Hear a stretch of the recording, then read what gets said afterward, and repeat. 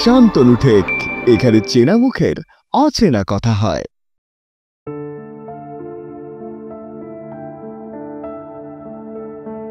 আরে thank you ভাই, দারুণ দারুণ ব্যাপার স্যাপার, খুব ভালো লাগলো। চলো চলো চলো, welcome to Shantanu tech and আজকে আমার guest none other than Noel Mukherjee. Welcome welcome welcome. Noel বলে ডাকো অনেকদিন পর। তাই ন্যাচারালি মানুষজন, শুধু মানুষজন কেন, এই বাংলার মানুষ, দেশের বাইরের মানুষ সবাই তোমাকে মৌসুম বলেই ডাকে। আর আজকে আমাদের টেকের মৌসুমটা কিন্তু খুব ভালো। হ্যাঁ, কল্যাণী সবসময় খুব সুন্দর। Correct correct correct. আর একটা কথা বলো তো, নোয়েল আর মৌসুম, তোমার কোন নামটা ভালো লাগে? মৌসুম। মৌসুম নামটা দিয়েছে কে তোমার? দিয়েছিল আমার ছোট, আই থিঙ্ক আমার মেজো পিসি। আচ্ছা। তখন আই থিঙ্ক জানি না কি কারণে এটা মানে হয়েছে, বাট জানি না, আমার তো ইচ্ছা হয়েছিল মৌসুম দেবো, ভালো লাগবে শুনতে, একটু অন্যরকম কিছু নাম। তাই কিন্তু একটা জিনিস, তোমার এই নামটা শুনে অনেকের অনেক কিছু ধারণা, মৌসুম কি বাঙালি না? হ্যাঁ হ্যাঁ, এই মৌসুম কোথাকার হতে পারে? তাহলে কি মুম্বাই? তাহলে কি বাইরের কেউ? এর কি নন বেঙ্গলি? এটা আসে না তোমার কাছে? হ্যাঁ এটা আসে, বাট কি আসে? মানে টাইটেলটা দেখে না মৌসুম মুখার্জি, তাহলে তো হয়ে গেল। শুধু যদি মৌসুম দেখে তাহলে মানে এই কি বলে, মৌসুমটা অনেকে কম বলে, অনেকে বলে মাসুম, অনেকে অনেক নাম দেয়। কি বলে? অনেকে মাসুম, একজন বলেছিল মাসুদ, এরকম কিছু একটা নাম পাওয়া হয়েছিল, but at the end of the day হ্যাঁ পিওর বাঙালি আর মনে প্রাণে বাঙালি মৌসুম। হ্যাঁ, এরকম তো নিশ্চয়ই এসছে যে দাদা তুমি কি বাঙালি? হ্যাঁ মাঝের মধ্যেই আছে, মাঝের মধ্যে এরকম লোকজন আমায় জিজ্ঞেস করেন তুমি বাঙালি, তুমি এখানে থাকো? অনেকে জানে আমি তো মানে কলকাতায় থাকি না, আমি তো বাইরে কোথাও থাকি। অনেকে বলছে বাংলাদেশে থাকি, এরকমও বলেছে। হ্যাঁ, অনেকের কিন্তু এটা ধারণা যে তুমি ওপার বাংলার মানুষ। বাট না, আমি এখানকার, একদম জন্ম থেকে এখানকার, বাবা দাদু সবাই এখানকার। ওকে, তো মোটামুটি ওপার বাংলারও না, বাইরেরও না, তুমি খাঁটি বাঙালি। হ্যাঁ খাঁটি বাঙালি। মানে বাঙালি আবার দুটো হয় জানো তো, একটা এদেশীয় আর একটা বাঙাল। আচ্ছা, মানে একটা বাঙাল একটা ঘটিয়া। হ্যাঁ ঘটি এসছে। তুমি? আমি আই থিঙ্ক মানে যদি আমাকে দেখতে যাও তাহলে হয়তো আমি এ দেশীয়, বাট দাদু আই থিঙ্ক ছিলেন বাংলাদেশ থেকে এসেছিল, ওখান থেকে এসেছে। ফ্যান্টাস্টিক। মৌসুম, আজকে একটা কথা খুব খুব করে জানতে ইচ্ছে করছে। আজকে তো অনেক কথাই জানি, যে ধরো এরকম সময় আসে যখন আমরা তোমাকে ফেসবুকে যখন গান গাইতে দেখি, প্রচুর ভালো ভালো সিঙ্গারদের মুখে আমি শুনেছি মৌসুম ও তো গান কম, কথা বলে বেশি, ও মানেই ও বাবা, ও প্রেম নিয়ে দুটো কথা বলবে তাতেই মানুষজন ফিদা। এইগুলো কি মানে, এগুলো তুমিও নিশ্চয়ই শুনেছো? হ্যাঁ এগুলো শুনেছি, বাট আমার মনে হয় তুমি কি শোতে বেশি কথা বলো, গান কম গাও? আমি, আমার এটা খুব প্রবলেম যে আমি শোতে বিশাল মানে অনেক বেশি গান গাই বলে আমার ব্যান্ডমেটসদের খুব রাগ আমার উপরে, আমরা রেস্ট পাই না স্টেজে। কারণ আমার মনে হয় মানুষ আমার কথা শুনতে যায় না শোতে, কারোরই কথা শুনতে। মানে এবার হ্যাঁ একটা গানের ক্ষেত্রে আমি কিছু কথা বলতে পারি, যেটা মানে সবাই শোনে আর কি, লাল শাড়ি ক্ষেত্রে ওটা দাদা বলতেই হবে, ডায়লগ একটা কিছু বলতে হবে, তো ওখানে আমি বলি, বাট তাও বলতে ইচ্ছা করে না, কারণ আমার মনে হয় গানটা শুনতে মানুষ বেশি পছন্দ করে, কথা শুনতে নয়। আর যারা এই কথাটা বলে, ইউটিউবে পুরো শো এর ভিডিও থাকে, খুলে দেখে নাও, আমি কটা কথা বলি কটা বলি না। তুমি জানো আমাদের তোমাকে নিয়ে এরকমও কথা আছে যে মৌসুম, হ্যাঁ ও তো ফেসবুক খ্যাত সিঙ্গার, আমাদের এখানে অনেক ধরনের খ্যাত সিঙ্গাররা আছে, কেউ অমুক রিয়েলিটি খ্যাত সিঙ্গার, কেউ অমুক জয়ী সিঙ্গার। তোমার ক্ষেত্রে অনেকে বলে যে ও তো ফেসবুক খ্যাত সিঙ্গার। হ্যাঁ এটা নিয়ে কোনো প্রবলেম নেই। দেখো এটা এসছে তোমার কাছে, এই অভিযোগ এসছে, কি বলেছে তারা? একটু মানে সোশ্যাল মিডিয়া খ্যাত এইসব, আমার কথা হলো যে মানে স্টেজে ওঠার আগেই সব বলেছে নাকি? হ্যাঁ এরকম বলে, আবার অনেক জায়গায় এরকমও বলে যে নাকি আমি সারেগামাপা খ্যাত, এরকম কিছু বলে দিয়েছে, এরকম ব্যাপার নয়। কারণ আমার যেটা ফিল হয় যে যারা রিয়েলিটি শোতে যায় বা তারা প্রচুর ট্যালেন্টেড, আমি তোমাকেও আগে বলেছি তারা প্রচুর ট্যালেন্টেড, অ্যান্ড আমার মনে হয় কি আমি কম্পিট করতে পারবো না, আমার ভয় লাগে এটা। কিন্তু কি অদ্ভুত বিষয়, আজকে ওকে যে যেভাবেই বলে, আমরা প্রত্যেকেই তো রিয়েলিটি শোতে যেতে চাই। অনেককে জানি যারা গান গাওয়ার পরেই তারা রিয়েলিটি শো ক্র্যাক করার জন্য থাকে। তোমার নাকি রিয়েলিটি শো থেকে ডাক এসছে, তুমি যাওনি, মানে তুমি রিজেক্ট করেছো রিয়েলিটি শোকে? রিজেক্ট করেছি ইন দ্য সেন্স, হ্যাঁ বলতে পারো আমার যাওয়ার ইচ্ছা ছিল না, তার একটা কারণ আমার খুব ভয় লাগে। আমি তুমি সারেগামাপা থেকেও এসেছিল? হ্যাঁ হ্যাঁ হ্যাঁ। কবার এসেছিল? দুবার?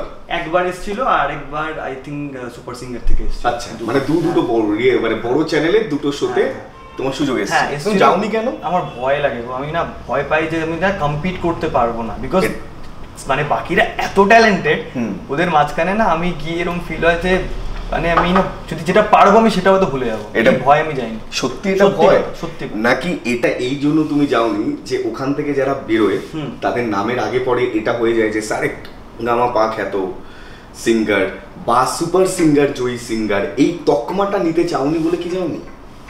এটা কোথাও একটা গিয়ে ঠিক আবার কোথাও একটা গিয়ে ঠিক নয়, কারণ আমার কি মনে হয় জানো তো, তুমি যেইভাবেই খ্যাত হও না কেন, আজ ধরো 5 বছর পরে আমাকে বাইরে যেতে হলো, ধরো ইন্ডিয়ান আইডলে যেতে হলো, বা আমি ধরো আমার ইচ্ছা হলো যে পার্টিসিপেট করবো, তো তার মানে যে আমি খ্যাত হয়ে যাওয়ার পরে যে আমার মানে আমার বাকিগুলো সব খারাপ হয়ে যাবে তা তো নয়। তারা তো অনেক খেটেছে বলে ওখানে যেতে পেরেছে।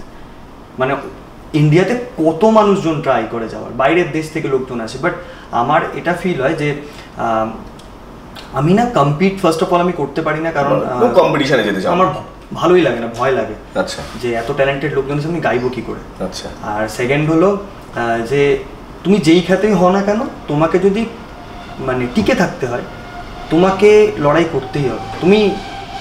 তোমাকে যদি মানে তুমি ওয়ার্ল্ডের বেস্ট মানে যদি সিঙ্গারও হয়ে যাও না কেন বা বেস্ট কোনো এন্টারটেইনার হয়ে যাও না কেন, তোমাকে নিজেকে নিয়ে না খাটলে কোনোদিন ঠিক হতে পারবে না। তখন মনে হয় এটা খুব দরকার, যে খ্যাত দিয়ে কিছু হয় না। আচ্ছা, কিচ্ছু হয় না, স্টেজ পাওয়া যায় না প্রথম 1-1.5 বছর 2 বছর, তারপর পাওয়া যাবে না, তারপর কম হয়ে যায়। ঠিক আছে, চাটা ঠান্ডা হয়, কফিটা ঠান্ডা হয়ে যাবে।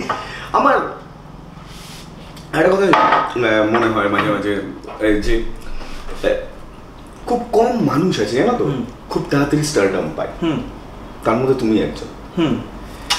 যাকে চিনতাম না, জানতাম না, হঠাৎ করে তার গান, তার শো ফেসবুকে ভাইরাল হতে শুরু করলো, তার কথা, তার অ্যাপিয়ারেন্স, সবটাই এখন যারা দীর্ঘদিন ধরে গান বাজনা করেছে তারাও তোমাকে হঠাৎ করে দেখতে শুরু করে দিল, তারা তোমাকে ফলো করতে শুরু করে দিল। এই যে গান না শেখা, বাই দ্য ওয়ে এই সুযোগে বলে রাখি যে মৌসুম ক্রিকেটার হতে চেয়েছিল, অলরাউন্ডার, এবং আন্ডার 15-এ তুমি খেলেছো। ক বছর খেলেছো? আমি প্র্যাকটিস করেছি প্রায় 7-8 বছর। 7-8 বছর খেলেছো। তারপর কি মনে হলো যে ক্রিকেটটা আমার দ্বারা না, বাড়ি থেকে না একটা প্রথম থেকে একটা প্রেশার ছিল যে আগে পড়াশোনাটাকে সব থেকে বেশি মানে জায়গা দেওয়া হয়, প্রায়োরিটি জায়গাটা আর কি ফার্স্ট থেকে পড়াশোনা ছিল। তো ওই ফার্স্ট থেকে ওই যেহেতু পড়াশোনাই করতে হবে বা পড়াশোনাতেই সবাইকে মন দিতে হয় বাড়িতে, বাকিরা সবাই বাবা কাকা দিদি দাদা সবাই ওরমভাবেই হয়েছে। ওই জন্য আমাকে বলে যে তুই ক্রিকেটটা খেলিস না, তুই আগে মানে 10-12 দিয়ে নে, তারপরে যদি তোর মনে হয় তুই খেলতে পারিস। তা 12 দেওয়ার পরে আর সময় হয়নি যে মানে খেলবো, বা এখনো যখন আমি মানে পাই সুযোগ তখন আমি গিয়ে খেলি। আমি এখন এই তো শো এর আগে আমরা সব এখন ব্যাট বল সব হয়েছে, শো এর আগে আমরা খেলছি, তো প্র্যাকটিসের একটা আলাদা মজা ছিল। ওইটা একটা খুব ডিসিপ্লিনে। তোমার ইচ্ছে ছিল না যে কোনোদিন একটা বড় টিমে খেলবো, ইন্ডিয়ান টিমে খেলবো? দেখো ইন্ডিয়া টিমে মানে মুখে বলাটা যত ইজি না, খেলবো। যদি বাংলার ক্রিকেট তুমি দেখো, যদি ওই টাইমে আমি বলছি, এখন আমি জানি না কি হয়েছে, বাট তখনকার খুব টাফ ছিল খেলা, মানে প্রচণ্ড টাফ ছিল, মানে এত স্ক্রুটিনি হতো। পলিটিক্স তো সব জায়গাতে থাকে, ওকে, এটা খারাপ কিছু নয়, আর ওটা না থাকলেও মানে খুব চাপ হয়ে যাবে আর কি, প্রবলেম হবে। তো আমার মনে হয় যে চাপ ছিল, আর আমি তখন ভাবতাম যে হ্যাঁ খেলবো, ইন্ডিয়া টিমে সবাই যখন যারা ক্রিকেট খেলে ছোটো ছোটো বাচ্চারাও ভাবে খেলবো, বাট খেলবো আর খেলাটা খুব টাফ। যারা খেলছে তারা অনেক কিছু স্যাক্রিফাইস করেছে, মানে আমরা ভাবতেও পারবো না এমন কিছু স্যাক্রিফাইস করেছে। তোমার তো খুব পছন্দের বাংলার ক্রিকেটার যদি বলি তাহলে সৌরভ গাঙ্গুলি। কি কি শেখো বা কি কি দেখে ওনার থেকে অ্যাডমায়ার হও? ফার্স্ট যখন খুব দেখতাম তখন অ্যাগ্রেশন। আচ্ছা। কারণ ওই টাইমে বাইরের দেশে মানে বাইরের মাটিতে গিয়ে ওরমভাবে অ্যাগ্রেশন দেখিয়ে খেলা, সেটা আই থিঙ্ক দাদা ছাড়া পসিবল ছিল, তার আগে কেউ করেন। আর তার থেকেও বড় কথা, দাদা খুব ডিসিপ্লিন মেনটেন করে। আমি এটা শুনেছি বা আমি যখন খেলা দেখতাম। আর কোনোদিন কথা হয়েছে সৌরভ? না, সুযোগ হয়নি, বাট ইচ্ছা আছে কোনোদিন যদি দেখা হয় আমি অনেক কিছু জিজ্ঞেস করবো, সেটা আমার খুব পার্সোনাল, মানে খেলা নিয়ে। তো আমি ওনাকে দেখে না শিখি যে মানে কিভাবে অনেক চাপ এসছে লাইফে, যখন খারাপ খেলা হয়েছে তখন অনেক কথা বলে, মানে জেনারেলি সবাই আমরা বলি যে এটা খেলতে পারলো না, বাট সব কিছু মেনে নিয়ে ইন্ডিয়া টিমকে একটা ওরকম জায়গা থেকে এত বেটার জায়গায় নিয়ে আসা, এটা আই থিঙ্ক দাদা ছাড়া পসিবল হতো না। এটাই শেখা, একটা টিমকে কি করে নিয়ে চলতে হয়। একটা কথা, এই যে তুমি বললে অনেক দিনের লড়াই, আমি যদি খুব ভুল না করি গান শেখার বয়স তোমার তথাকথিতভাবে 1 বছর নাকি? এখন 2 বছর হতে চলবে, 2 বছর, হ্যাঁ। 1.5-2 বছর হতে চললো গান শেখার বয়স। আর সিঙ্গার মৌসুমের বয়স তার থেকে বেশি, অনেক বেশি, হ্যাঁ? 10-12 বছরের উপরে। আমি ওই জন্যই বললাম লাক। হ্যাঁ, লাক খুব ম্যাটার করে, লাক খুব ম্যাটার করে, কারণ অনেক ভালো ভালো সিঙ্গার, বিশেষ করে আমি আমার আশেপাশে। তুমি অ্যাজ এ সিঙ্গার হিসেবে নিজেকে কত মার্কস দাও? 3-10। কেন? অনেক কিছু শেখা বাকি, অনেক কিছু শেখা। 3ও দেওয়া উচিত না, 2.5 থাকবো হয়তো। কি বলছো? অনেক কিছু শেখা বাকি, অনেক কিছু। আমি কিছু জানতামই না, মানে ইন্ডিয়ান ক্লাসিক্যাল মানে মিউজিকের ভেতরে এত কিছু আছে, মানে আমি যদি শিখতে যাই আমার মোটামুটি এখনো 30 বছর সময় লাগবে।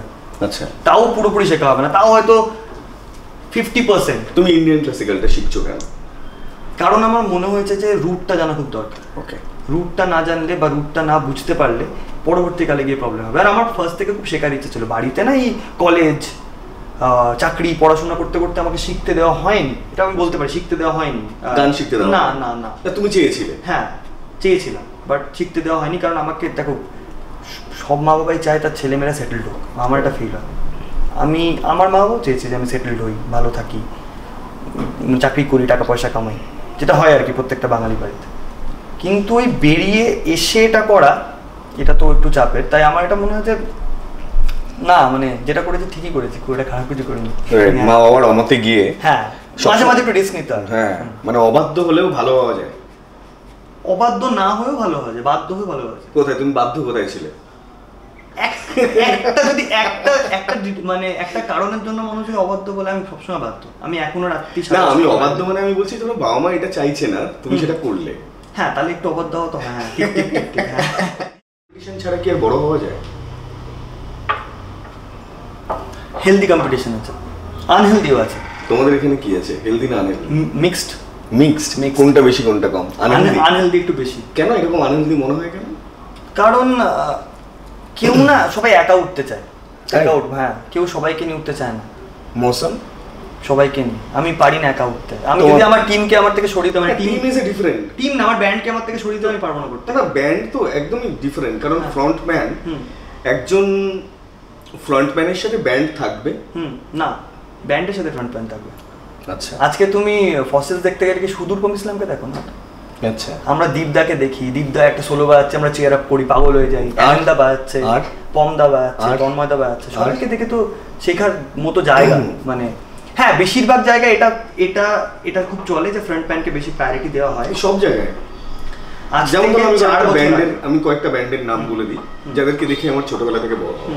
প্রথম নাম ফসিলস, ক্যাকটাস, ভূমি, কালপুরুষ। তুমি একটা ব্যান্ডের নাম বললে, আমি কয়েকজনের নাম বলছি। ক্যাকটাসের সবার কি? না, সবার নাম জানি না, আমি সিধুদা বড়দার নাম জানি। হ্যাঁ, এটা একটা হতে পারে, ঠিক ঠিক কথাই মানে তুমি বলেছো। বাট লক্ষ্মী ছাড়া আমি লক্ষ্মী ছাড়া গান খুব একটা শুনি, কিন্তু লক্ষ্মী ছাড়া অনেক পুরনো ব্যান্ড। হ্যাঁ, আমি দেখেছি, লাইভ শো দেখেছি।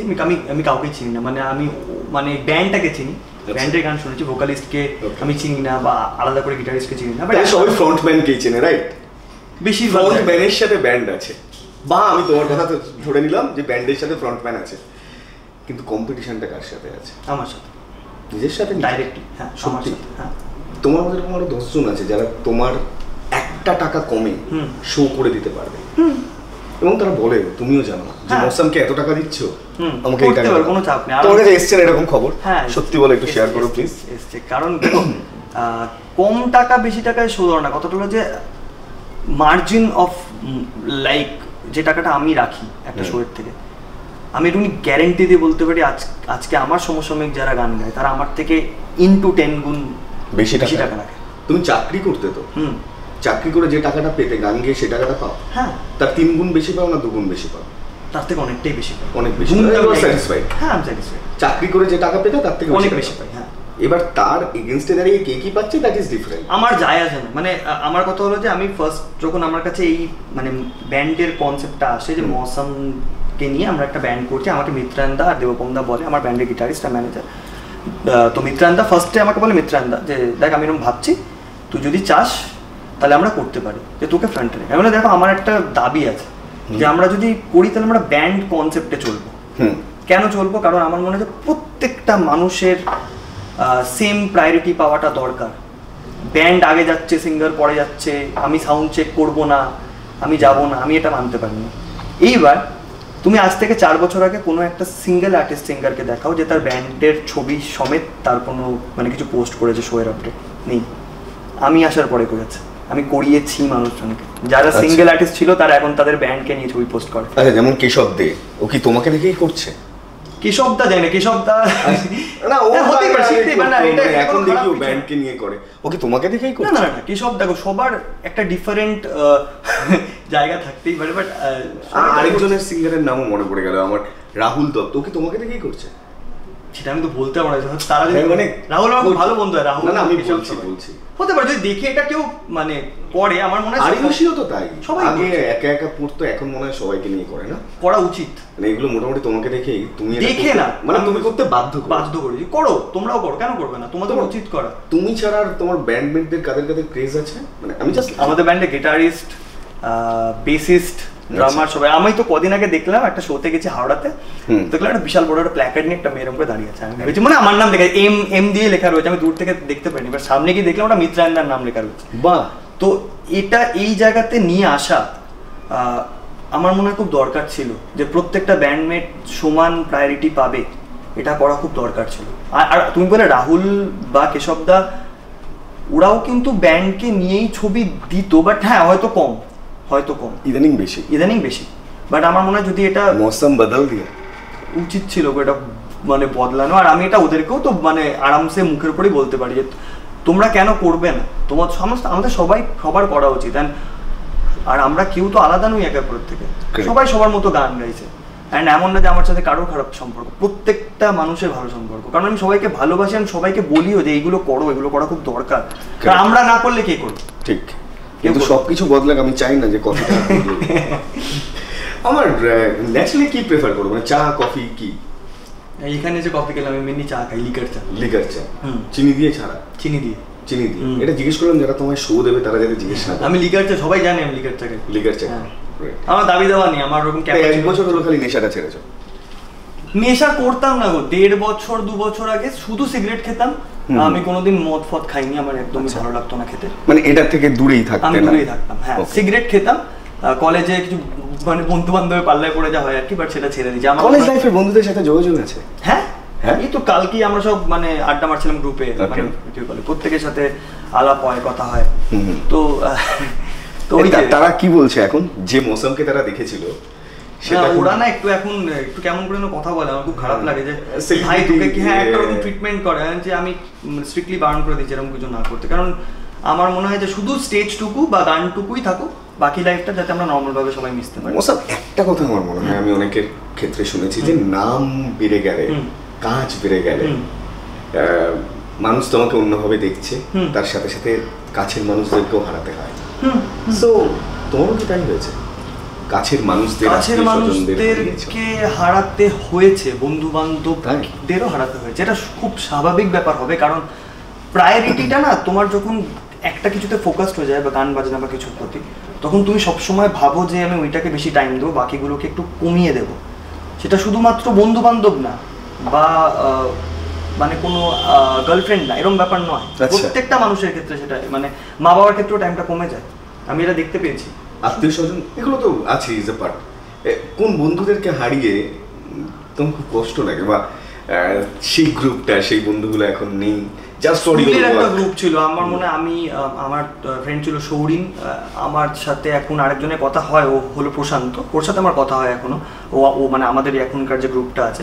বাট খুব লাকিলি আমার স্কুলের টাইমের যে গ্রুপটা ছিল, ওটা এখনো আমাদের যেহেতু বাড়ি আশেপাশে, তো ওই গ্রুপটা এখনো আছে, আমরা রোজ আড্ডা মারতে পারি, ওটা একটা লাকি আমার কাছে। বাট অনেক বন্ধুকে মানে হারিয়েছি, যেমন সৌরিনের সাথে আমার একদমই কথা হয় না এখন, মানে ফিল হয় যে যদি ওই টাইমটা থাকতো, যদি মানে আবার একটা টাইম পেতাম, স্কুলে যেতাম, গিয়ে বলতাম যে ভাই আড্ডা হয়, কারণ আর খুব ইম্পর্টেন্ট, খুব মিস করি। স্কুল লাইফ তো ফিরবো না, কলেজ লাইফও ফিরবে না। কলেজ লাইফটা ডিফারেন্ট, কলেজ লাইফটা তুমি তখন অনেকটা ম্যাচিওর হয়ে যাও, তখন স্কুল লাইফের ফ্রেন্ডশিপটা খুব মন থেকে আসে, কোনো রকম দাবি দেওয়া থাকে না, তুমি জানোই না যে কি হচ্ছে ভাই।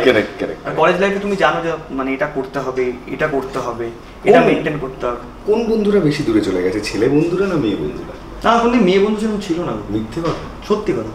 হ্যাঁ, সত্যি কথা ছিল না, মানে সত্যি ছিল না। তুমি দেখে নাও, আমি মানে কাউকে জিজ্ঞেস করো না, মেয়ে বন্ধু আমার সেরকম ফার্স্ট থেকে ছিল না। আমি ছেলেদের সাথে বেশি কমফোর্টেবল থাকতে পারি, কারণ আমাকে ওই ভাবতে হয় না যে একটা কথা। আর আমার মা খুব স্ট্রিক্ট ছোটবেলা থেকে, তো মা আমাকে শিখিয়েছে যে যতটা পারবি মেয়েদের থেকে দূরে থাকা। কেন? কারণ যদি ধরো আমি তোমার সাথে ইয়ার্কি মারছি, আমি যেইভাবে ইয়ার্কি মারতে পারবো এটা মেয়ের সাথে সেভাবে ইয়ার্কি মারতে পারবো, এটা উচিত না। তো সেই ডিগনিটিটা মেনটেন করার জন্যই মা আমাকে বলেছে। আমি ওটা এখনো ভয় পাই বলে একটু কমই, মানে হ্যাঁ আমার গার্লফ্রেন্ড আছে, তুমি জানো, সবাই জানো। তো সেটা ওর সাথে আমি খুব কমফর্টেবল, আমার ফ্রেন্ডের মতো। আমি সবার ফার্স্টে বলেছিলাম দেখ বন্ধু হতে পারলে ঠিক আছে। ও আমায় সেম কথা বলেছে, বন্ধুর মতো করে নিয়েছি, দেন যদি প্রেম হয়তো হবে। তো আমার মনে হয় যে ছেলেদের সাথে বেশি মানে ফাজলাও মারতে পারি আমি, তাই হ্যাঁ মেয়েদের সাথে। কি মা পছন্দ করতো না ছেলে মেয়েদের সাথে বেশি? ওটা তো একটা স্ট্রিক্ট ছিল, মা আমাকে এখনো খুব একটা মেয়েদের সাথে পছন্দ করে না। আমার বাড়িতে খুব মেয়ে বন্ধুরা একদমই আসে না। তাই ফ্যানদের কি করে আটকাও? মানে ধরো আমি তো পৌঁছাতেই দিই না আমার। এই শোনো, আমি তোমার সম্পর্কে একটা কথা শুনেছি, তুমি একদম বাজে বলো বলো না। তোমাকে অনেকেই ছবি তুলতে আসার নাম করে চুমু খেয়ে যায়। হাতে একবার হাতে, আবার হাতে হাতে খেয়েছে, গালে গালে গালে গালে খাইনি। না না একদমই না, এটা যদি কেউ বলে থাকে মিথ্যে কথা বলেছে। কারণ চুমু টুমু খেয়ে যায়, হাতে পাতে চুমু খেয়ে চুল টুল টেনে দেয়, এরকম এসব করে না। মেয়েরা আটকাবে তোমাকে কাকিমা? কি ওইগুলো মা অবধি পৌঁছায় না। আর আমার মনে হয় যে ফ্যান তো বলা যায় না, কারণ তোমার ফ্যামিলি। হ্যাঁ দে আর মাই ফ্যামিলি, আমি কোনো ফ্যান হিসেবে ট্রিট করি না। তো তারা যদি তোমার তো এক্সপেন্সিভ গিফট টিফট তো পাও নাকি? না সত্যি পাই না ফ্যানদের থেকে, ফুল টুল পাই। হ্যাঁ ফুল টুল পাই। তুমি ওটাকে এক্সপেন্সিভ ধরছো? না ওটা এক্সপেন্সিভ নয়, কারণ ওটা ভালোবাসা থেকে যদি কোনো জিনিস দেয় সেটা এক্সপেন্সিভ হয় না। তাহলে ওটা কি হয়? ওটা মনের থেকে আসে, লাইক এটা ঠিক আছে, মনের মতো করে দাম হয় নাকি কিছু? তোমার ভালোবাসায় কোনো গিফট দিলে কোনো দাম? বলছি আমি ধরে নিলাম আমি ভুল, কিন্তু ওটা কতটা আবেগ থাকে বলো? তার অনেক আবেগ থাকে। হ্যাঁ আবেগের দিক থেকে প্রচুর এক্সপেন্সিভ বলতে পারো, সেটা বলতে পারো। সেই ফুল টুল তো ভালো। চিঠি পেয়েছো? প্রচুর, রাইট, প্রচুর। হ্যাঁ শোতে গিয়ে বাড়িতে পেয়েছি। ভাই আমি জাস্ট কারণ নামটা আমি জিজ্ঞেস করতে চাই না। চিঠি এরকম আমাদের এখন বন্ধ হয়ে গেছে, কিন্তু তবুও কিছু চিঠি থাকে যেগুলো না মনে থেকে যায়। কি লেখা ছিল চিঠিতে একটু বলো না, তোমার মনে থেকে যাওয়া একটা চিঠি পেয়েছিলাম আমি শোতে গিয়ে। আচ্ছা কোথায় সেটা মনে আছে? আই থিঙ্ক বর্ধমানের সাইডে কোথাও একটা। তো সেখানে একটি ছেলের চিঠি ছিল, মেয়ে না। আবার না সত্যি কথা, খুব সুন্দর জিনিস। তো ছেলেটা আমাকে চিঠিটা লিখে বলে যে দাদা আমার ওর না কোনো একটা কারণে ও খুব নেশা করতো ছেলেটি। তো ওর নেশা করতে করতে এমন একটা জায়গায় চলে গেছিলো যে ও মানে মেন্টালি প্রবলেম হয়ে খুব খারাপভাবে। তো আমাকে দেববন্ধা বলে তুই এটা দেখ কি লেখা আছে। ছেলেটা লিখেছে এবং ও এখন আমার শোতেও আছে, হি লাভস মি আ লট। ছেলেটা এত ভালো, ও আমার গান শুনতো। এবার আমি আমার গান তো শোনার মতো কিছু নেই, মানে কি আমি তো কোনো অরিজিনালও সেরকমভাবে হিট না, তো কেন শুনবে? তো ও গান শুনতো। আর ওর বাড়ির সামনে আমি শো করি, ওরা সব নিজেরা সব টাকা খরচা করে শো করে। অ্যান্ড ও জাস্ট আমাকে দেখতে যায় মানে সামনে থেকে। অ্যান্ড ও আমায় লিখেছিল যে দাদা আমি তোমার জন্য যেইটুকু ভালো হয়েছে আমি তোমার জন্য হয়েছে। তো যদি কেউ গান শুনে ভালো হতে পারে, আমি জানি না, মানে ওর সাথে আমার এখনো কথা হয়, আমি ওর নামটা বলবো না, but he is a very good person. আমার মনে হয় যে এইটুকুনি আমার কাছে অনেক বড় ব্যাপার। এইটা আমার তো মনে মানে এখনো আছে, আই থিঙ্ক আমার ঘরে ওই চিঠিটা রাখা আছে। তোমাকে দেখে তার জীবন বদলেছে। হ্যাঁ আর অনেকেও তো তোমাকে দেখে অনেকের জীবন সঙ্গী করতেও চেয়েছে। স্বপ্নের রাজকুমার তুমি অনেকের কাছে। আবার এটা তো সত্যি, এটা তো মানতে হবে, করতে চাইলেই তো হবে না। আরে না আমি বলছি যে দেখো রাজকুমার তো শুধু রাজকুমারীর জন্য, সবার জন্য তো নয়। কিন্তু আমি বলছি যে তোমাকে মানে এরকম তো এসছে। হ্যাঁ এরকম শুনে নিশ্চয়ই, পড়ে নিশ্চয়ই কখনো মজাও লেগেছে। সেটা টেক্সট মেসেজ তো এখনো আসে রোজ, এভরিডে। কি আসে? দাদা আমি চলো দেখা করবো, চলো তুমি কি সিঙ্গেল, প্রেম করবো, তোমার গার্লফ্রেন্ড থাকলেও আমার কোনো যায় আসে আমি প্রেম করবো, এরকম করে। কিন্তু আমার কথা হলো যে আমি ওটা আমার অবধি পৌঁছাতে দিই না। কারণ আমি জানি, এটা তুমিও জানো, যে একটা যখনই মানুষ একটা কিছু নাম হয় বা কিছু হয়, তার সাথে অনেক খারাপ জিনিসও আসে। তোমাকে সেটা কন্ট্রোল করতে শিখতে হবে। প্রত্যেকটা ছেলে বা প্রত্যেকটা মেয়ের সেটা শেখা উচিত। কারণ তুমি করতে এসছো গান, তুমি করতে এসছো অ্যাক্টিং বা ডান্স, তুমি তার বাইরে গিয়ে এমন কিছু করো না যেটা তোমার নাম খারাপ করে। সেইটুকুনি মানে রেস্ট্রিকশনস তোমার লাইফে থাকা দরকার, খুব দরকার। আমার মনে হয় এটা খুব ইম্পর্টেন্ট। আর সেটা থাকলে লাইফটা ইজি হয়ে যায়। হ্যাঁ একদিকে ফোকাস থাকো না, লাইফটা ইজি হয়ে যাবে। তোমার কোনটা বেশি পছন্দ বলো তো, ডান্স না অ্যাক্টিং? ফার্স্টে খুব ডান্স করতাম ছোটবেলা, প্রচন্ড পছন্দ ছিল। হ্যাঁ মানে আমি স্টেজে পারফর্ম করতে? না আমি মানে ওই পাড়া স্টেজে আমি অনেকবার করেছি, বাট ওরকম ভাবে ফুললি প্রফেশনালি না, বাট আমি বিশাল বড় ঋত্বিক রোশন ফ্যান, বিশাল বড়। বাহ। মানে আমি কাহো না প্যারে, আমি যখন আমার ফার্স্ট ফিল্ম দেখা হলো ওইগুলো কাহো না প্যারে, ছোটোবেলা, তখন আমার 3 বছর বা ওরকম বয়স। ওই টাইম থেকে আমি কাহো না প্যারে মানে 117 বা 18 বার আমার এখন অবধি দেখা, বিশাল বড়। মানে ডান্সার হিসেবে ঋত্বিক রোশনের ফ্যান, আর তুমি সেটা পারফর্মও করতে? হ্যাঁ, ছোটোবেলা, খুব ছোটোবেলা। তারপরে ছেড়ে দিলে? তারপর অ্যাক্টিং? না, অ্যাক্টিং কোনোদিন করিনি। 1-2টো জায়গায় আমাকে বলা হয়েছিল, একটা বন্ধুর কাজ ছিল যে ভাই একটা রোল আছে করে দেন, ঠিক আছে করতে পারি, বাট ওরকম অ্যাক্টিং হয় না আমার দ্বারা। আমি মানে এমনও এসছে কিছু বড় জায়গা থেকে অফার এসেছিল মানে আমার কাছে চ্যানেল থেকে, তো আমি না বলে দিচ্ছি। মানে সিরিয়াল করতে? হ্যাঁ, সিরিয়াল করতে আমি না বলে দিচ্ছি, কারণ আমার মধ্যে সেই ফিচার্সটাই নেই আমার মনে হয়। আমার আরেকটা কথা মনে পড়ে গেল, মানুষ যেটাকে অপছন্দ করে কোনোভাবে সেইটার সাথে কোনো না কোনোভাবে কানেক্ট হয়ে যায়, তাই না? তোমার জীবনেও তো তাই হয়েছে মনে হয়। কি বলো এরকম? মানে ধরো তুমি অভিনয়টা একদমই পারো না। ও হ্যাঁ হ্যাঁ হ্যাঁ হ্যাঁ, অপছন্দ বলি না, মানে পারো না, পারি না। এবার তুমি নিজেকে মনে করো এটা আমি ফিট না, কিন্তু দেখো তোমার জীবনের মানে ইন্দ্রাণী আর কি, ইন্দ্রাণী তোমার জীবনের একদম অভিনেত্রী। ও যখন অভিনেত্রী হয়নি বা যখন শুরু করেছে বহু আগে, মানে আজ থেকে 5-6 বছর আগে থেকে আমি চিনি, যখন ও মানে ফুল ফ্লেজেড কাজও করে না তখন থেকে ওকে আমি চিনি। কত বছর হলো রিলেশনশিপে? আমাদের প্রায় 1.5-2 বছর হতে চললো, 1.5-2 বছরের উপরে। হ্যাঁ। আর বন্ধুত্ব তো তারও আগে থেকে, মানে ফেসবুক ফ্রেন্ড ছিল, ওর সাথে আমার কথাও তো খুব অদ্ভুত মানে নিয়ে টপিক নিয়ে আর কি, মানে অ্যাস্ট্রোলজি, আচ্ছা হ্যাঁ এরকম উল্টো পাল্টা টপিক নিয়ে আমাকে লিখতো। আচ্ছা এইটা কি, মানে একদিন হঠাৎ করে আমাকে টেক্সট করে আমাকে লিখেছে যে আই থিঙ্ক তোমার এইখানে একটা কোনো প্রবলেম হচ্ছে, মানে তুমি হয়তো লাইফে কোনো একটা কিছু নেই। ও না কি করে জানতে পারে আমি জানি না এখনো, ওর মধ্যে কোনো মনে আছে মনে হয় আধ্যাত্মিক শক্তি আছে, তো ওরম ভাবে। আর ও খুব স্ট্রেট ফরওয়ার্ড, প্রচন্ড স্ট্রেট ফরওয়ার্ড, ওর মুখের উপরে ভুল কথা বলে দেবে, আমি ভুল করে দেবে ধরো। আর ওর কাছে লোকজন ম্যাটার করে না, তুমি সামনে কে আছে ম্যাটার করে না, যদি তুমি ভুল হও মুখের উপর বলতে হবে তোমার একটা ভুল, তুমি হয়তো এম্বারাসড হতে পারো লোকের সামনে, এটা না বললেও হতো। বাট আমার মনে হয় ওর এই স্ট্রেট ফরওয়ার্ড হওয়াটার জন্য আমার ওকে খুব পছন্দ হয়েছে। এই কল্যাণীতে বসে আজকে আমরা আড্ডা যখন দিচ্ছি, এই কল্যাণীতেই বুকে দাঁড়িয়ে অরিজিৎ সিং এর কনসার্ট শুনে দেখে তুমি তোমার জীবনের জেদ চাপিয়ে নিয়েছিলে, একটু শেয়ার করো। না, স্পেল বাউন্ড হয়ে গেছিলাম আমি, আই থিঙ্ক 2013 বা 14। আচ্ছা। কল্যাণীতে তখন জাস্ট ফার্স্টে 3-4টে গান, 5-6টা গান হিট হয়েছে।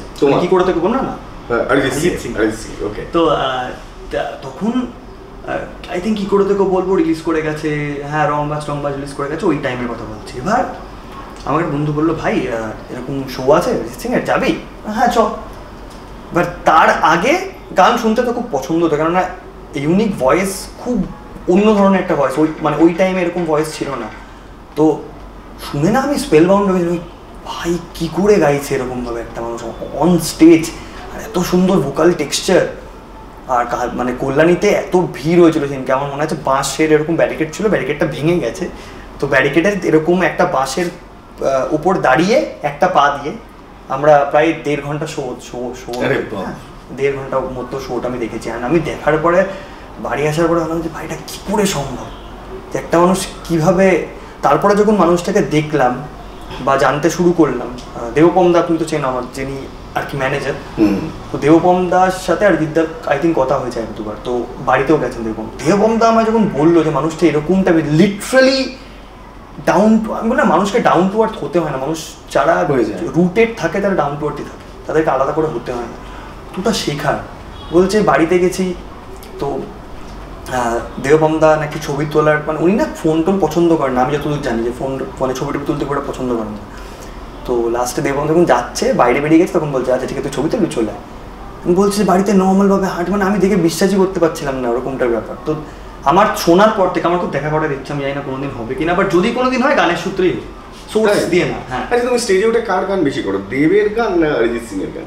এটা নিয়ে তোমার সাথে অনেকের মানে স্টেজে ওঠার পর থেকে যদি দেখা যায় ম্যাক্সিমামটা দেব ওরিয়েন্টেড গান গাও আর কি। জিদ্দার গান গাও, এটা কেন? মানে তুমি কি তাদের দুজনকে খুব বেশি কাকে বেশি পছন্দ করো, দেব না জিৎ? চাঁদ আর সূর্যের মধ্যে কাকে চুজ করবো, ওকে চুজ করা যায় না, আমাদের লাইফে দুটোই দরকার। হ্যাঁ, দেব আর জিৎ মানে দুজনেই দেবদা জিদ্দা দুজনেই খুব ইম্পর্টেন্ট। কিন্তু ইন্ডাস্ট্রিতে চাঁদ সূর্য ছাড়াও আরো আছেন। বুমবারা কি তাহলে? বুমবারা তো নক্ষত্র, ইউনিভার্স। ও আচ্ছা, বুমবারার সাথে মানে আমি don't want to go this controversy. আমি চাই যে তোমার ফেভারিট দুজনই। আর তুমি কি তাদের সেই কারণেই বারবার স্টেজে উঠে এদেরই গান বাংলা গান গাই? কারণ কি জানো তো, অনেক মানে কদিন আগে পর্যন্ত সবাই হিন্দি গান শুনতে বেশি পছন্দ করতো। মানে তুমি যদি গ্রাম বাংলা দিকেও যাও আর হিন্দি গান গাও, দো ঘুট গাও, এসব কথা বলতো, ঠিক আছে? বলতো, তোমাকে রিকোয়েস্ট করছে। হ্যাঁ, বাপরে বাপ, তো এবার তাদের এবার বাংলা গান গাওয়া, আর এই বাংলা গানগুলোতে কেউ ডান্স করতো না একটা, এবার ওইগুলোকে নিয়ে আসা, হিন্দি গানকে কম করা। আমি হিন্দি গান গাই না, আমি সমানই গাই, আমি যতটা হিন্দি গাই ততটাই বাংলা গাই। এবার এই গানগুলোকেও স্টেজে গাইতো না, কেন গাইতো না আমি জানি না। এসেছি তোকে নিয়ে ফিরবো বলে, মন খালি খালি তুই তুই করে, কেউ গাইতোই না। সেদিন দেখা হয়েছিল, কেউ গাইতো না। কেন গাই, মানে এত সুন্দর সুন্দর গান আছে যখন, তখন কেন গাইবো না বাংলাতে? ওই জন্য আমি ফার্স্ট থেকে বাংলা গান, আর এখন সবাই গাইছে অন স্টেজ, আমি দেখি সবাইকে দেখি, সবাই এখন গাইছে, আমার খুব ভালো লাগে যে তুমি ওই সময়টা হ্যাঁ ওইটাকে মানে কোনোভাবে একটু ফিরিয়ে আনতে পেরেছি। এখন আমি চেষ্টা করি যে যেগুলো খুব ইউনিক গান গাওয়া। যারা পারফর্ম করে না তাদের বিভিন্ন রকম এক্সপিরিয়েন্সের মধ্যে দিয়ে যেতে হয়। লাইক ধরো শো করেছো, টাকা দিচ্ছে না, শো করেছো, গান গাওনি বলে তোমাকে আটকে রেখেছে, না আজ অব্দি হয়নি, এরকম কিছু হয় না। ব্যবহারটা সবার আগে ইম্পর্টেন্ট। বাংলায় পছন্দের শিল্পীকে? বাংলায় সবার গান শুনি, আমি সবার গান শুনি, এখনকার যারা আছে তাদেরও গান শুনি। আমি রাহুলের গান শুনি, আমি কেশবদার গান শুনি, আমি আবিরের গান শুনি, আমি আরিয়সীর গান শুনি, আমি সবার গান শুনি, কারণ প্রত্যেকের থেকে কিছু কিছু শেখার আছে। আর আমাদের সিনেমা জগতের, আমি যদি সিনেমা জগতের দেবায়নের গান শুনি, খুব ভালো লাগে, আমি ওর খুব মানে ফলো করি, সবারই শুনি। ভিকি এ খান বলে একজন আছেন সিঙ্গার, আমি ওনার গলাটা আমার খুব ভালো লাগে, যে বেশামাল হয়েছি আজ বেশামাল, আমার খুব ভালো লাগে ওনার গলাটা। এইটুকু করে ছেড়ে দিলে তো সবাই লিখবে নিচে যে আমি গাইছি, লাস্টে গাইছি ভালো করে। আচ্ছা, একটা কথা, একটা বিষয় খুব আমি শুনে অবাক লাগলো, যে ছেলেটা এত স্টেজ করে, এত হাজার হাজার মানুষের মন জয় করে, সে নাকি স্টেজে উঠলে একটু চাপও খেয়ে যায়। হ্যাঁ, বিশাল চাপ খেয়ে যায়। মানে এটা কেন হয় তোমার? আমি বলি, শোনো একটা ঘটনা। এই যে টিম মেম্বার্সরা আছেন, মানে আমার ব্যান্ড মেম্বার্সরা আছেন, ওনারা বহু আগে থেকে গান বাজনা করেন, আজ থেকে বহু বছর আগে। ইভেন প্রচুর সিঙ্গারদের সাথে ওনারা বাজিয়েছেন, ওনাদের এক্সপিরিয়েন্স আছে। এইবার আমার সেই এক্সপিরিয়েন্সটা নেই, আমার ভয় লাগে, আমি স্টেজটাকে না এখনো হয়তো অতটা ভয় লাগে না, বাট আমি একটু চাপ খেয়ে যাই। ধরো কিছু একটা ভুল হচ্ছে, সাউন্ডে কিছু একটা পাচ্ছি না, বা কোনো একটা জায়গায় হয়তো একটা কোনো নোট ভুল পড়ে গেল, আমি একটু চাপ খেয়ে যাই, আমার এই ভয়টা লাগে এখনো স্টেজে। কারণ আমার মনে হয় কি, আমার জন্য হচ্ছে না তো, এই রে, আর প্রত্যেকে আমাকে বকে, প্রত্যেকে ব্যান্ডে প্রত্যেকে আমাকে প্রথমে 1 বছর যা বকেছে গাড়িতে ওঠার পর, আর কি ভাবছিস, তোকে নিয়ে আমরা সবাই খাচ্ছি, এগুলো কি হচ্ছে স্টেজের উপরে, এটা কথা বলতে পারিস না ঠিকঠাক করে। আমি এটা কেউ জানে না, আমি ছোটবেলা থেকে স্ট্যামার করি, তোতলামি আমার মধ্যে আছে, মানে জন্মের পর থেকে না, বাট যখন আমি 5-6 পড়ি তো মানে ওই টাইম থেকে। এইবার প্রথম তো ওটা আটকানো যেত না স্টেজে, জানতাম না কি করে আটকাতে হয় বা ভয় কি করে কন্ট্রোল করতে হয়, বিশাল ভয় পেয়ে যেতাম আমি। হ্যাঁ, প্রচণ্ড বকা খেয়েছি। আমাকে মিত্রায়ন দা, অমিত দা, রানাদা, আমাদের ব্যান্ডের যে ড্রামার ছিল সুশান্ত দা, এখনো আছে, প্রত্যেকে বিশাল ঝেড়েছে। দেবপম দা কম জানে না। মানে স্ট্যামারিংটা কন্ট্রোল করলে কি করে? এটা কন্ট্রোল করা যায় না, তুমি একটুখানি জিনিসটাকে কমাতে পারো। আমার মনে হয় যে প্রত্যেকটা, আমি এটা মানে সবাইকে বলতে চাই যে শেখা উচিত এটা থেকে, কারণ যে ভয় পেলে স্ট্যামারিং হবে, আমার এখনো হয়, বাট এটা নিয়ে মন খারাপ করা বা টেনশন করার কিছু নেই। আমার মনে হয় যে সবাই যদি একটুখানি ভেবে কথা বলে, সময় নিয়ে কথা বলে, তাহলে কন্ট্রোল করাই যায়। তাও হবে তো, কি হয়েছে, স্ট্যামার করো তো, মানে কিউট ব্যাপার এটা। এটা নিয়ে গার্লফ্রেন্ডের কোনো অভিযোগ ছিল না তো? গার্লফ্রেন্ড না ছিল না কোনোদিন, কোনো মেয়ে বন্ধু বা বান্ধবীদের কোনোদিন কোনো। তুমি স্টেজে উঠলেই খালি মানে দুঃখের কথা বলো, যে যখন ওর সাথে আমার ক্লাস দেখা হয়েছিল, এগুলো কি সত্যি? হ্যাঁ, মানে এর আগে, মানে এখন আমি যে সম্পর্কে আছি তার আগে অনেক, তখন আমি ওইগুলো কলেজে পড়ি, তো ওই টাইমে আমার একজনকে পছন্দ ছিল, তারও আমাকে পছন্দ ছিল। এবার প্রেম বলবো না, জিনিসটাকে এক্স্যাক্টলি প্রেম বলা যায় না, বাট ওর থেকে আমি অনেক কিছু শিখেছিলাম। বাট ওর যাওয়ার পরে, মানে ও এখানে থাকে না, ও মানে বাইরে থাকে, তো ওর যাওয়ার পরে তখন প্রচণ্ড মন ভেঙেছিল, প্রচণ্ড। হয়তো আমি ওকে বলতেও পারিনি যে আমি সত্যিই অতটা ভালোবাসতাম, মানে বাট প্রেম হয়নি তো কি করে বলবো, মানে মুখে বলে দেবো ভালোবাসি, আমি না পারি না, আমি খুব মানে লাজুক টাইপের একজন মানুষ। হয়তো দেখে সবাই বলে যে না হয়তো খুব স্ট্রেট ফরওয়ার্ড, এরকম না খুব লাজুক, আমি খুব টেনশনে পড়ে যাই। তো ওটা যাওয়ার পরে খুব কষ্ট পেয়েছিলাম। তো ওইটাই আমি স্টেজে একবার বলে ফেলেছিলাম স্টেজের উপরে, ওই ভিডিওটাই ভাইরাল হয়ে গেছে, এবার আমি খেয়ে গেছি কেস। আচ্ছা, ওই গানটার সাথে গেলে লাল শাড়িটাই গাও কেন? মানে আমার এটা, সে কি লাল কিছু পরেছিল? না না, লাল শাড়ি গাই কারণ ওই টাইমটা বলতে বলতে লাল শাড়ি গাইতে গাইতে ওই কথাটা তখন মনে পড়েছে। হ্যাঁ মনে পড়েছিল বলে বলেছিলাম। এবার ওটাই যে মানুষজনের পছন্দ হয়ে যাবে, আর লাল শাড়ি তো আমার গানও না, বাংলাদেশের one of the finest singer এটা হলো সোহাগদার। আর সোহাগদা আমি ভাবি যে একটা এমন কিছু তৈরি করেছে যেটা আমরা এখনো গাইছি। ঠিক। তো সোহাগদার কথা বলতে বলতে ওই গান করতে করতে ওই টাইমে কথাটা আমার মুখ থেকে বেরিয়ে যায়। তারপর থেকে মানুষজন দাও তোমাকে গাইতেই হবে লাল শাড়ি, তুমি না গিয়ে যেতে পারবে না। আমার কাছেও যখন এসেছিল না ভিডিও, তখন ওই লাল শাড়ি এসেছিল। ম্যাক্সিমাম মানুষের মধ্যে এক্সপিরিয়েন্স এটা। আর ওই জন্য সবাই বলে আমি স্টেজে হয়তো অনেক কথা বলি, সবাই পুরো স্টেজ তো কেউ দেখে না, পুরো স্টেজ হয়ে আমি খুব কমই কথা বলি। ওই গানটার সময় আমি কথা বলি কারণ আমাকে বলতে বলা হয়, তাই যদি আমি ওটাও কেউ বলে যে বলতাম না আমি খুব খুশি হব। বলতে চাও না? না, ভালো লাগে না বলতে, গানটা করে চলে আস। বাট ইন্টারাকশন তো একটু তো করতে হয়, সবারই করা উচিত, কেন অডিয়েন্সের সাথে তুমি কথা না বললে ওটা তো তুমি বুঝতে পারবে না ওরা কি চায় না। প্রেমে বেশি শেখা যায় নাকি ধাক্কা খেলে? ধাক্কা খেলে, সবার খাওয়া উচিত লাইফে। তুমি ধাক্কা খেয়ে কি শিখেছো? ধাক্কা খেয়ে শিখেছি নিজেকে সংযত করা, অ্যাঙ্গার ম্যানেজমেন্টটা খুব বেশি করে শিখেছি, রাগ কন্ট্রোল করা, আর মানুষকে টাইম দেওয়া শিখেছি। যে শো এর মাঝখানেও এখনও যখন দেখো আমি ইন্দ্রাণী আমরা দুজনেই খুব ব্যস্ত মানুষ, বাট তার মধ্যে থেকেও আমরা একে অপরকে প্রচুর টাইম দিই, তোমরা যেটা ভাবতেও পারবে না। আমরা 24 আওয়ার্স কলে থাকি, আমরা আড্ডা মারি, গল্প করি, ফ্রি এই টাইমে ও হয়তো মানে শর্টে আছে, আমি তো শোতে আছি, সাউন্ড চেক চলছে, আমরা থাকি। কারণ আমার মনে হয় কি মানে টাইম দেওয়াটা, মা বাবাকে টাইম দেওয়াটা শিখেছি, অনেক কিছু শিখেছি আমি। আগে দিতে না? খুব কম আগে, না কোথাও বুঝতে পারতাম না তো ভ্যালুয়েশনটা কি, মানে মা বাবা এক্স্যাক্টলি কি এটা না প্রত্যেকটা ছেলে মেয়ে আফটার 23-24 শিখে যায় কি ইম্পর্টেন্সটা কী তাদের। মানে বাড়িতে মা বাবা যখন ঘুরতে যায় কোথাও, যখন বাড়ি ঢুকি শো করে, আমার না মনে হয় যে আমি থাকতে পারবো না বাড়িতে, ফাঁকা বাড়িটা আমি নিতে পারি না। কারণ মা বাবা আর যেই আসুক না কেন তোমার লাইফে, যেই থাকুক না কেন তোমার লাইফে, মা বাবার মানে জায়গাটা কেউ কোনোদিন পূরণ করতে পারবে না, কেউ না, এটা আমি লিখে দিতে পারি। আমার মনে হয় কি প্রত্যেকটা মানুষের উচিত তার প্যাশনটাকে ফলো করা। তুমি যদি প্যাশন ফলো করো, তুমি যদি সেটাতে নিজের মন দাও, তাহলে তুমি লাইফে খুশি থাকবে। তুমি কম টাকা কামাও বাট তুমি হ্যাপি থাকবে, মানে আমার এটা ফিল হয়। মৌসুম, এই কিছু মিনিটে জীবনের সব কথা বলে ফেলবে এটা আমি আশা করে আড্ডায় বসে। হ্যাঁ হ্যাঁ হ্যাঁ। আর কিছু কথা বাকি না থাকলে তোমার সাথে আমার আর পরে দেখা হবে। হ্যাঁ হ্যাঁ হ্যাঁ হ্যাঁ। এখনো কিছু কথা বাকি আছে। হ্যাঁ, আমি শুনবো, কিছু কথা রেখেও দেবো, তোমার অসুবিধা নেই? না না না না, একদম না। আমার আজকে আস্তে আস্তে মনে হলো যে অনেকের সঙ্গে অনেক র্যাপিড ফায়ার করেছি, এটা না এটা, এটা না এটা। আমার আজকে আমাদের জীবনের কিছু সম্পর্কের কথা বলবো, কিছু মুহূর্তের কথা বলবো, তুমি সেগুলো শুনবে, আর তার রিলেটেড 4 লাইন করে গান শোনাতে। আচ্ছা আচ্ছা, যাই। বিচ্ছেদ। মন একে একে দুই, একাকার আমি তুই, আর না চোখ ফিরিয়ে একটু হাসে। ওকে। প্রেম।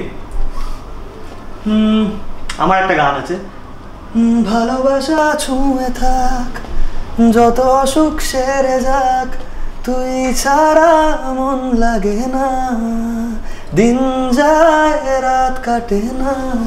ওকে। বন্ধুত্ব বা বন্ধু। হ্যাঁ, এটা আমার, আর কেন, কারণ বন্ধুত্ব লাইফে খুব ইম্পর্টেন্ট, ফ্রেন্ডস থাকাটা খুব ইম্পর্টেন্ট, কারণ তারা না থাকলে লাইফে কোনো মানেই হয় না। বন্ধু নেই এটা কোনো লাইফ হতে পারে না, কোনো মানুষ বন্ধু ছাড়া থাকতে পারে না। ওকে, তার জন্য ওই গানটা। হ্যাঁ, দুটো লাইন। ये दोस्ती हम नहीं तोड़ेंगे, छोड़ेंगे दम मगर तेरा साथ ना छोड़ेंगे। ফেলে আসা দিন যেগুলোকে তুমি মিস করো। यारो दोस्ती बड़ी हसीन है, ये ना हो तो क्या फिर বলো ये जिंदगी है। আমার গানের লিরিক্স খুব ভুল হয় তো প্লিজ ডোন্ট মাইন্ড। ওকে। মা বাবা। আই থিঙ্ক এটা আমি গান গিয়ে বলতে পারবো না, এটা আমি কথা দিয়ে বলতে পারবো। মা বাবা ইজ লাইক, আমাদের মনে হয়, আমার এটা ফিল হয় যে ভগবান একটা থাকে মূর্তিতে, একটা থাকে সামনে, মা বা হলো ভগবান। আই থিঙ্ক তার কোনো এক্সেপশন কোনোদিন হবে না। নেক্সট সময়, হ্যাঁ, নেক্সট সময় মানে একটুখানি আমাকে ক্লিয়ার করে বলো কি? এই যে সময়টার মধ্যে দিয়ে আসছো, স্টার, সেলিব্রিটি, এই আমি সময়টাতে দাঁড়িয়ে থাকলে, আমি আই নো তুমি এটা বিলিভ করো না, বাট এই সময়টাতে দাঁড়ালে, এই সময়টাকে দেখলে হ্যাঁ। কি গানের কথা মনে পড়ে? আরো একবার চলো ফিরে যাই, পাহাড়ের ওই বুকেতে দাঁড়াই, আকাশের হাতে ছানিতে সারাদিন কি হবে না ভেবে। তো এটা আমি শুনি, যদি কোনোদিন অরিজিৎ সিং এর সামনে দাঁড়াও অজ্ঞান হয়ে যাবে। আর যদি কোনো গান তিনি শোনাতে বলেন, क्या उस गली में कभी तेरा जाना हुआ, जहाँ से जमाने को गुजरे जमाना हुआ। এটা গাইতে পারি কারণ আমার খামোশিয়া খুব মানে প্রিয় গান। क्या बात। Mausam, thank you so much, Thank you, thank you, thanks to মানে আমার ঠেকে আসার জন্য। আর এটা আমার কাছে অনেক বড় কথা। অ্যান্ড প্লিজ যদি একটু বলো যে কেমন লাগলো, আর যারা তোমায় দেখছে তাদের জন্য। আমি শান্তনুদাকে অনেকদিন ধরে ফলো করি, ঠিক আছে? তো আমার কাছে না এটা বিশাল বড় ব্যাপার যে শান্তনুদা এসছে, এখানে আমরা আড্ডা মারছি। এটা আর কি আমি খুব এক্সাইটেড ছিলাম যখন ফার্স্ট টাইম টেক্সট করে, বাপরে বাপ এটা কী করে হতে পারে। Is a very good person by heart. And শান্তনুদা মানে সব থেকে বড় কথা হলো যে মানে শান্তনুদা এমন একটা জায়গায় আছে সেখান থেকেও যে আমাদেরকে এত ভালোবাসে আর আমাদের জন্য এত টাইম মানে আছে দাদার কাছে, এটা ভেবেই আমাকে বলবে। Thank you so much, thank you so much. যা শুনলেন আমি জানি না কতটাও কমই নয়, কিন্তু হ্যাঁ এতটা ভালো আড্ডা এখানে হয়, এতটা ভালো পডকাস্ট এখানে হয়। প্লিজ ডু সাবস্ক্রাইব অ্যান্ড সঙ্গে থাকুন শান্তনু।